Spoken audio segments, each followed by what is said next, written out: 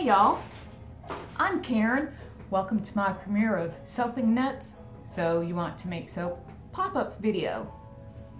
I do these pop-up videos just to share tips and tricks of things I've learned along the way. So the first thing we're going to jump right into is swirling. Everyone knows how to swirl. Well, you've seen swirls, okay? And even though it's called a hanger swirl, they don't really use a hanger. A lot of soapers use one of these. It's a gear tie. I get these on Amazon, Walmart, Lowe's, Home Depot. Apparently they have them, but you want to be careful. You want one that's bendable and flexible, and you want one thick enough to grab the soap batter. So when you be doing your swirling, it grabs the batter. If you use a regular wire hanger, it might not grab the batter. So you sit there swirling, your soap dries, you cut it the next day, and you're like, oh, you know, nothing's there. But a lot of people don't have a gear tie. I didn't have one for the longest time. So what I started using was this. Just the plain old butter knife. You know, I pour my mold and then I just kind of go down, swirl it around, go this way, go down. You can use a butter knife. A lot of people like chopsticks too. If you don't have a butter knife, if you don't have a gear tie, use a spoon, use a fork. You know, use anything that you can get down in there and get that batter mixed up. So, once you've made your soap, now you want to cut it. A lot of soapers have a soap cutter. Well, again, I didn't have one. And as a hobbyist, I'm not a professional. I don't sell my soaps. I don't have a shop. But as a hobbyist, you might not want to spend a lot of money buying all these things. They're nice to have, but maybe not necessary. So, but I did have this.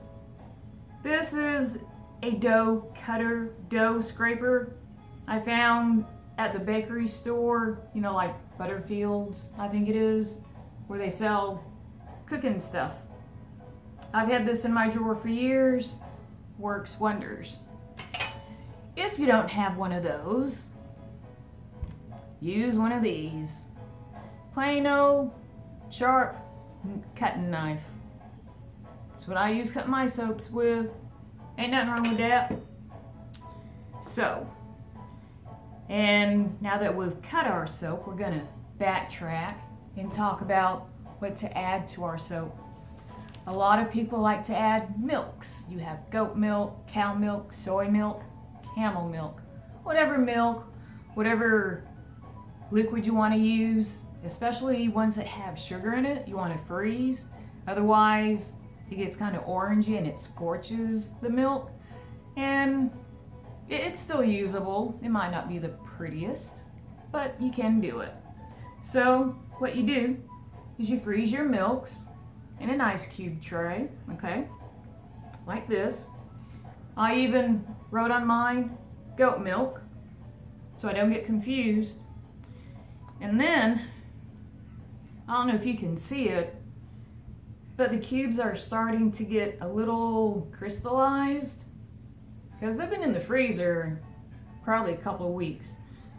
Apparently, I haven't used up a whole lot of goat's milk in the last couple of weeks, but it's starting to dry out and crystallize. So, you get you a baggie and put your milk in there, your little ice cubes. This accomplishes two things. You can write, oh, that says coconut milk. I guess it's, I don't know. This must be coconut milk in here. So, you can write what you have in the bag, and they're also a lot easier to just grab out. Unzip your bag, take out the number of ice cubes you need, boom, you're done. But either way, this works fine. But for me, I find the baggies give me a little bit more room in my freezer because I got a lot of food in my freezer. So, well, that's it for my premiere edition of Soapy Nuts. So, you know, pop-up video. When I have time, I'll just pop in and give you a few tidbits, things I've picked up along the way. I'll also do some soaps, some pourings. They may come out, they may not. So if I fail, it's just all part of life. When you start to make soap and you have this vision in your head, what is it going to come out like? In reality, the vision you have in your head, well, for a lot of us beginners and, you know, hobbyists, professionals probably have better luck.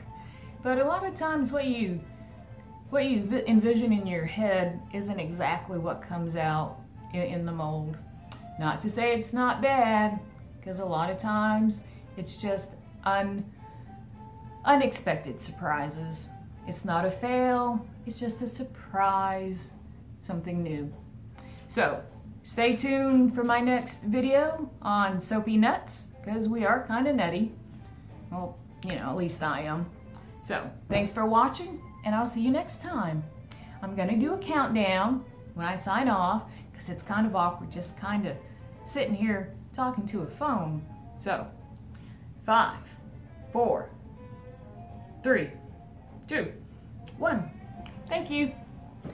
Now I have to come over here and turn the phone off.